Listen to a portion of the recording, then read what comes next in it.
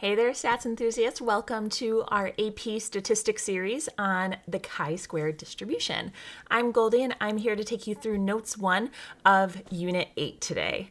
In this section of notes, we are going to be talking all about what the chi-squared distribution is, and we are going to apply it to our first of 3 chi-squared tests. This test is going to be over the chi-squared goodness of fit test. So go ahead, take out your notes, and settle in. Let's get ready to learn together. The idea of a chi-squared distribution is built off of comparing the expected, what we expect in a distribution, what we expect across the distribution versus what we observe in the distribution, and trying to decide if those differences between what we expected and observed are going to be significant in some way. So that's why we're going to get started today by talking about expected counts. Our goodness of fit test that we're going to go over is used to test the hypothesis that an observed frequency fits to some sort of claimed distribution. And this claimed distribution is going to be, again, built off of the idea of what we expect. So here's an example of a claimed distribution. Let's say that I have a fair 6-sided dice and I roll it 60 times. What would be the expected count of each outcome? Right, so I have a 6-sided dice, outcomes 1 through 6. What would be my expected count? Well, in a fair dice, I would expect 60 times. I would expect an even distribution across all of the outcomes, right? So I would roll a 1 10 times. I would roll a 2 10 times, 3 10 times, 4 10 times, 5 10 times, 6 10 times, right? An even distribution. So if you add up all of those, you get 60. I rolled the dice 60 times.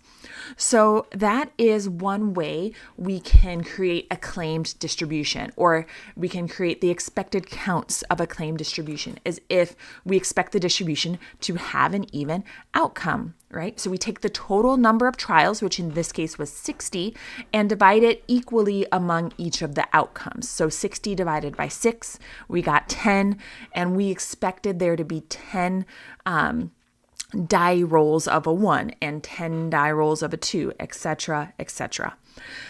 Another type of claim distribution is going to have an unequal expected count. So going along with the die example, let's say instead I have an unfair 6-sided dice that's going to be rolled 60 times. And it's unfair because the die is loaded so that the number 1 turns up 50% of the time, and the other 5 outcomes occur 10% of the time. What would be the expected count of each outcome now? So now we're actually looking at a discrete probability distribution, right? You love those words. Let's see them again, right? So here is the probability of each of these outcomes as it was described in the problem, right? This is just an example of having unequal expected counts, just to illustrate this. So let's say I have this situation, 50% for one, 10% for everything else. How can I find expected counts when I have unequal expectations here because of the probability? Well, if I'm rolling the dice 60 times and I expect 50% of the time there to turn up a 1, well, I would just take the 60 times 0.5, right, to get 30 as my expected count. So rolling this dice, I would expect 30 of the die rolls to turn out a 1. And I'll repeat that process for each of these outcomes. 60 times 0.1, since it's 10% of the time it's going to turn out a 2, is going to be 6. And so on for all of those. So here my expected count is not even, right? And that's okay. It always is going to depend on the situation you're looking at when you run a chi-squared test, right? Sometimes you might have even outcomes like our fair dice, and sometimes you might have uneven outcomes or unequal expected counts like in our unfair dice. And in this situation, you can find the expected count by taking that total number of trials again and multiplying it by the probability of each of the outcomes. Okay. So those are going to be the 2 ways you are going to find expected counts in a chi-square goodness of fit test. And we need those expected counts because eventually we're going to compare them to observed counts. Because we know what is expected, we can create a probability distribution of what we expect when we actually want to run a simulation. But we know due to sampling variability that we're not going to get those expected counts. We would in fact probably be suspicious suspicious if we got exactly those expected counts. We know that our observed counts, what actually happens when we run this simulation, is going to be different because of sampling variability. So let's say I gave you a dice that I claimed was fair, and we observed the following counts when rolling the dice 60 times. So I say it's a fair dice, and that's why our expected counts are going to be 10 for each outcome. And then when you go to roll the dice, you roll it 60 times, and here's what you observed, okay? So take a look at the differences. And again, you expect differences due to sampling variability, okay? But what the chi-square test is going to help us answer, okay, do you suspect that I did not give you a fair dice? Okay, this is going to be the big question. Are the differences between those actual counts that we observed and the expected counts different enough to be significant? Okay, so take a note of this as well. The observed counts that we get are all going to be whole numbers because they represent actual counts. The expected counts do not always have to be whole numbers. They were in our examples that we did with the dice, but expected counts are able to be decimals just because it's, let's say, an average of what we expect, okay? So this big question is what our chi-squared statistic and our chi-squared distribution is going to help us answer. So measuring the difference, to measure the difference between that observed and expected count, and then to eventually determine, is that difference between those two significant? We have a new test statistic. So we've been introduced to the z-test statistic and the t-test statistic. Now we have the chi-squared statistic. And this is what it looks like. She's beautiful, okay? O represents, that's not a 0, that's an O. It represents each observed count in the distribution, and E represents each corresponding expected count. Okay, so in our table on the last page of notes, for an outcome of a 1, I expected 10 rolls to have a 1 as an outcome, but I observed 16. Okay, so for that first cell, my chi-squared statistic, it looks like X, but it's supposed to have like little curlies on here, but I'm not too great at drawing that, so forgive me. So our first cell, an outcome of the dice of 1 would be, okay, we observed 16, but we expected 10. So I'm going to take 16 minus 10, I'm going to square it, and then I divide it by 10. Okay. And that's going to be the single contribution for a 1. We call it a contribution to the chi-squared statistic. That's going to be an outcome of a 1. Now I'm going to add this. Okay, this is where the summation comes in. I'm going to add that to the next cell. So the next cell was an outcome of a 2 on the dice. We expected 10 to have an outcome of 2, but we observed 7. So we would say 7 minus 10 squared divided by 10. And I would continue that for all of my expected and observed pairings. Okay, and that's how I'm going to get my chi-squared statistic. Okay. Now, what is this chi-squared statistic? What exactly does it look like? Because we know the z and the t. We know the z follows a normal distribution, and the t distribution has a lot of the same properties as a normal distribution, but we don't exactly call it a normal distribution. Well, the chi-squared statistic is not normal at all. It is actually a right skewed distribution, and it only allows for positive values because the statistic cannot be negative. Okay. So because you're adding everything up, and then when you take observed minus expected squared, anything that you're going to have in there is going to be positive or 0, or it could be 0, right? And you divide it by the expected count. So O and E are always going to be positive values, and then even though you subtract them and you might get a negative in there, you end up squaring it, okay? So the chi-squared statistic itself is always going to be positive, okay? Now, when the expected counts are all at least 5, the sampling distribution of the chi-squared statistic is close to the chi-squared distribution with degrees of freedom equal to the number of categories minus 1. So as you can see in my little graphic over here, I have 3 different chi-squared distributions here. And that's because it's very similar to the T in that it has a family of distributions that are based on degrees of freedom. So you can see with degrees of freedom equal to 1, it's strongly right skewed. It almost looks like an exponential decay, but it's not, okay? It's a chi-square distribution. Once your degrees of freedom start increasing, you start to see a little bit more of that hump there almost in the distribution, but it's still right skewed. And even as your degrees of freedom get even larger, you're still going to have a very right skewed distribution, okay? And your chi-squared statistic, it goes from 0 and up to any value that you need it to go, okay? So again, it's a family of distributions. It only takes positive values, and all of those distributions are going to be right skewed. A particular distribution is given by its degrees of freedom, and we measure degrees of freedom in a chi-square goodness of fit test with number of categories minus 1.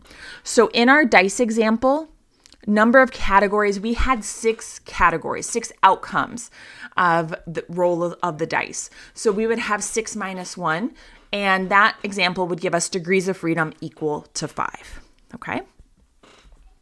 Now, I also want to touch on this idea of when the expected counts are all at least 5. This is going to be a condition that we have to check to make sure that we can make a comment on the shape of the sampling distribution. All expected counts need to be at least 5. And as long as they are, we can say that this sampling distribution that we have is going to follow a chi-square distribution.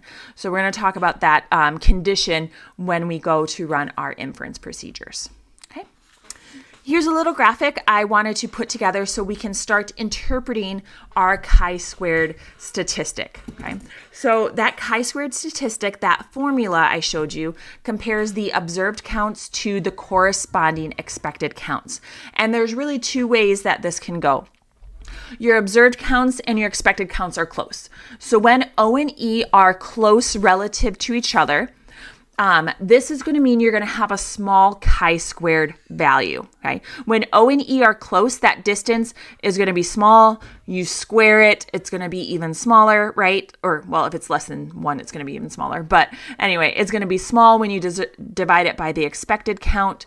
So when O and E are close, you're going to have a small chi-squared value, which is actually going to result in a larger p-value. And here's kind of the visual of that, okay? So if we have a small chi-squared value, chi-squared, remember, goes from 0 and then it increases as we go across the axis. So a small chi-squared value will mean we're closer to the left side of the distribution when we're in the, again, the hump of the chi-squared distribution. Now, all of the area underneath the chi-squared curve is going to be equal to 1.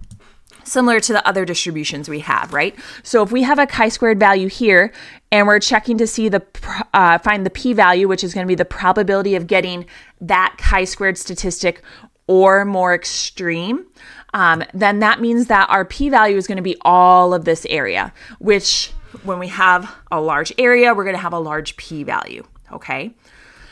And when we have a large p-value, our conclusion for a goodness of fit test is going to be the same as all of our other significance tests.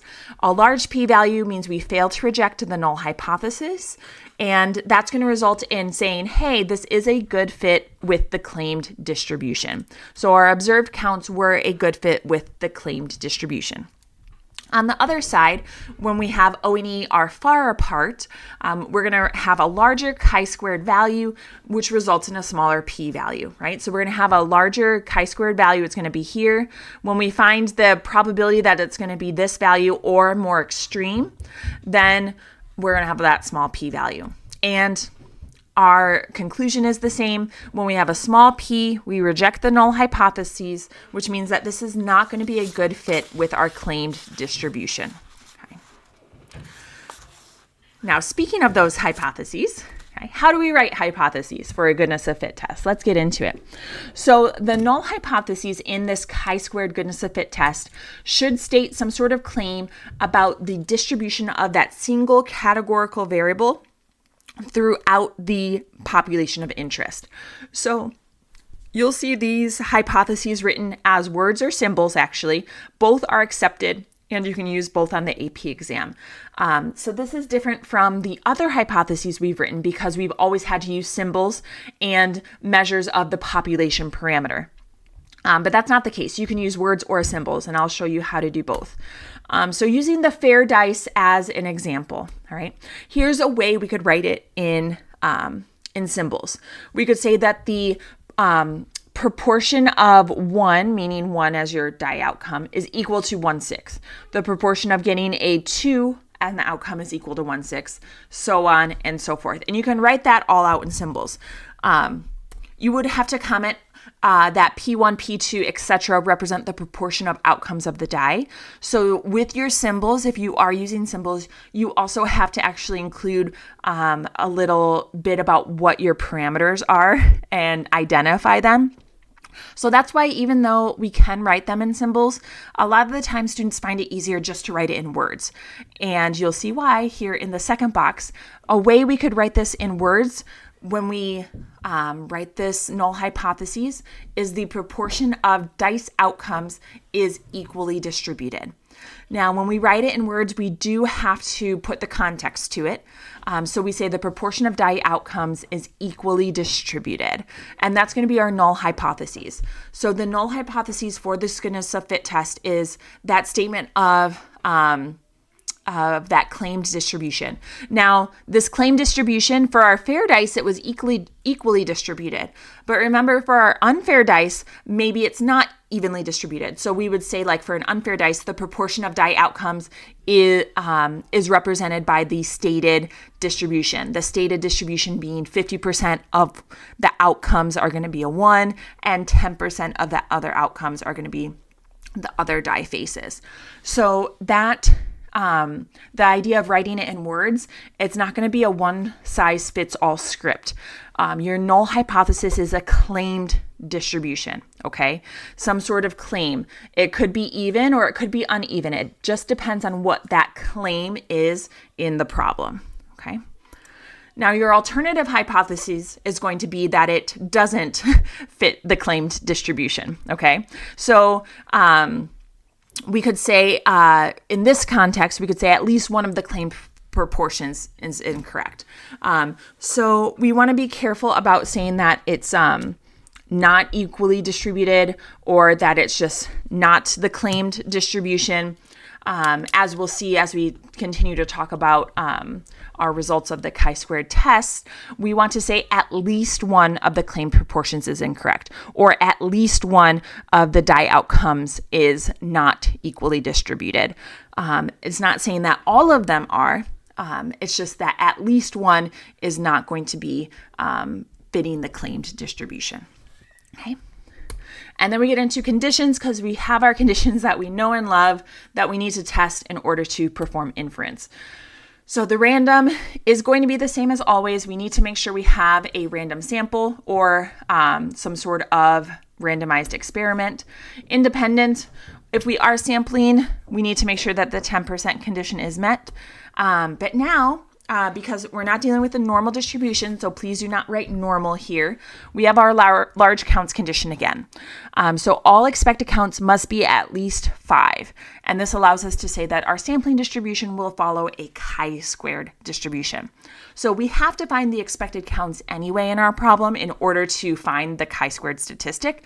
And then we just look at that table that we create and say, yeah, all expected counts are at least 5. Perfect. That condition is met. Once the conditions are met, we can actually perform the test. So again, just kind of as a template, the null and alternative hypotheses, we could say the claimed distribution is correct, or at least one proportion in the claimed distribution is incorrect. So we want to put context to that in the actual problem when we're doing our 4 steps. But this is kind of a template for that, as you can see here. And then we check our conditions and we find our chi-squared statistic. So we have to find those expected counts assuming that claimed distribution is true. So again, the claimed distribution, it could be evenly distributed or unevenly distributed. It's just a claim of some kind.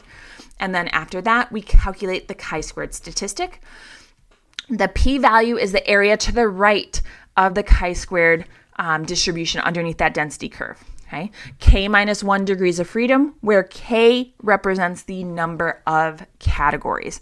So it's always going to be the area to the right of that chi-square distribution. So that chi-square distribution is right skewed. Sorry. We're going to get some sort of chi-squared value, and our p-value is always going to be to the right because it's getting this chi-squared statistic or more extreme, right? Or more different, essentially. Now, to find that on your calculator, to find that p-value, okay, we're going to use chi-squared CDF. So on your TI-84, that's going to be second bars. It's underneath where all of your other distributions are. So where your normal CDF, your T-CDF, all of those are, you're going to go down, I forget what number it is, but it's the chi-squared CDF. And you're going to put in your values. So your lower boundary is always going to be whatever your chi-squared value is. Your upper boundary is positive infinity. And then you put in your degrees of freedom. Okay, that's going to give you your p-value. And then you interpret your p-value as you normally would, right? P is less than your significance level, you reject the null. And then if P is higher than your significance level, then you are going to fail to reject the null. Okay. A couple of things to make note of before we get into our example here. The chi-squared test statistic compares observed and expected counts. Do not try to perform calculations. Do not calculate the chi-squared statistic with proportions. Okay, do not do it with proportions. We need to do it with counts. And then the second thing is when checking the large counts condition, make sure you look at the expected counts, not the observed counts. Your observed counts can be less than 5, right? If you have an observed count of like 1, that's fine. You want to look at the expected counts and you want to make sure all of the expected counts are larger than 5. So don't let that trip you up. Okay. We've made it to our example. We're going to finish this set of notes with an example of the full chi-squared goodness of fit test procedure here. So in this situation, a geneticist is studying the gene pattern of eye color in a group of white mice. He observed a random sample of mice from the lab and found that 110 had red eyes, 57 had brown eyes, 32 had pink, 13 had blue. His model suggests that this distribution of eye color should occur in a 9:3:1 ratio. Is there evidence that the geneticist model is not accurate? Use a 5% level of significance. Okay, so here we go. Let's find out what are our null and alternative hypotheses.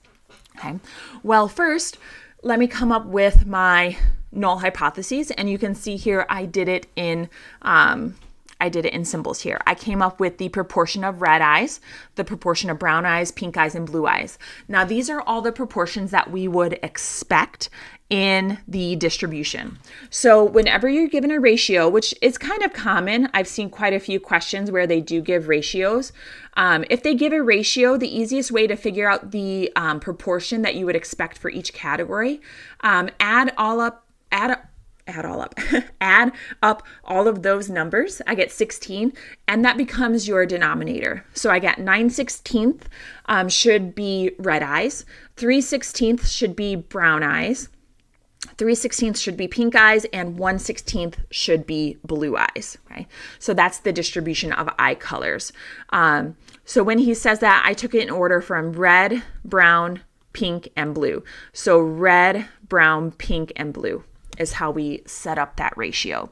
And I did it in words, okay? Or excuse me, I did it in symbols. You could easily do that in words as well. But I needed to find those proportions in order to come up with my expected counts anyway. So I just liked writing it out as my null hypotheses. Now my alternative is going to be at least one of these proportions is incorrect. It's not that all of the proportions are incorrect. That's not what a goodness of fit test is trying to find, okay? Your goodness of fit test takes all of the observed and expected, compares the distance, and then adds them all up. So 3 of these might be very close. What you observe might be very close to what you expected. And then maybe actually it usually has to be 2. And maybe 2 of them are off, but like pink and blue, they were right on with what you expected. So when we say our alternative, we need to say at least one of them is incorrect. Not all of them are incorrect. Okay, at least one of them is incorrect. I also want to make a note that the total trials, or the total number of subjects here, or I guess experimental units here, is going to be 220. So I got that by adding up all of these mice that he had observed. If I add up those four numbers, he had a total of 212 mice. Okay. So this is going to help me with my observed and expected counts. So the observed counts, again, the 110, 57, 32, 13, that came directly from my problem. So I'm going to make a table to kind of help me organize this here. And I highly recommend making a table of observed and expected counts to help you organize your thinking here. So that's 212 mice. So when I want to figure out what I expect for each of those, I'm going to take 212 and multiply it by that proportion I had, because I expect 9/16 of those mice to have red eyes. So 9/16 of 212 is going to be 119.25. Okay. And remember I said decimals for expected counts are okay. All right. Remember, it's like in Unit 1, if we had an average that was a decimal, but we were talking about like the average number of kids, and it was like 13.5 kids. It's like, well, how can you have 0.5 kids? Well, because it's an average. Okay, it's an estimation of a value, right? So expected counts are able to be decimals, even though observed counts will never be decimals. We're going to repeat this for each of these color categories. So 212 times 3/16, 39.75, and then repeat it for pink and repeat it for blue. Okay.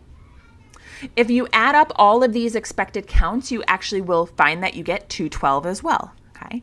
So it's taking those 212 mice and distributing them across the four colors as we would expect with the claimed distribution. And again, the claimed distribution in this case was not an even distribution. It went in a specific claimed ratio. Okay, so we found those. Now that we have those, because I always recommend finding the expected counts first, because you need the expected counts in order to check one of your conditions for inference. So now that I have all my expected counts, I'm going to check my three conditions. Random, I had a random sample of mice, so I'm good there. Independent, 212 is less than 10% of all mice. That's a fairly safe assumption, I would hope. And then my large counts condition, all the expected counts are greater than 5. Okay. Now you can't just state this. Okay. You have to have somewhere in your work the expected counts listed out. Now, because I have all the expected counts listed out in my table, I've shown it as part of my work. I just state all expected counts are greater than 5. But don't write that and not write down your expected counts. You will get points taken off if you do not show what your expected counts are for each category. Okay. We want to then name our test and perform our calculations. Okay. There's going to be 3 different chi-squared tests, so naming your test is going to be very important. This is a chi-squared goodness of fit test, and you can call it a GOF test. You can abbreviate. And I'm going to find my chi-squared statistic. Okay. Now, you do want to write out your values substituted into the formula. As always, you don't have to actually do this by hand and show the algebra as part of your work, but you do have to show the values substituted in for your formula. So this was the red, right? We observed 110 red, but we expected 119.25. This was the brown, and then pink, and then blue. Okay. So each of those, we show those values substituted in. Observed minus expected squared divided by expected. And then we find our chi-squared value. So this chi-squared value, using your calculator, you do have to type that in, is going to be 9.719. Okay. And before you yell at me, yes, there is a calculator shortcut for this. We'll learn about it in Notes 3. For now, I am asking you to do it by hand, okay? So put those values in your calculator, and do this by hand. Chi-squared equals 9.719. Okay. We're going to take that value and we're going to find our p-value, but not before we discover what our degrees of freedom are. I had 4 categories of colors, so 4 minus 1 is going to give me 3. And I needed that because when I put this into my calculator to find out the probability that the chi-squared value is greater than 9.719, I need to know my degrees of freedom. So you're going to go to second bars on your calculator, and then all the way down to chi-squared CDF. Your lower boundary is your chi-squared value. Your upper boundary is that positive infinity, degrees of freedom of 3, and you're going to get a p-value of 0.0211. Okay? And then we're going to conclude this like we do all of our inference procedures. Because our p-value of 0.0211 is smaller than our significance level, we can reject the null hypotheses.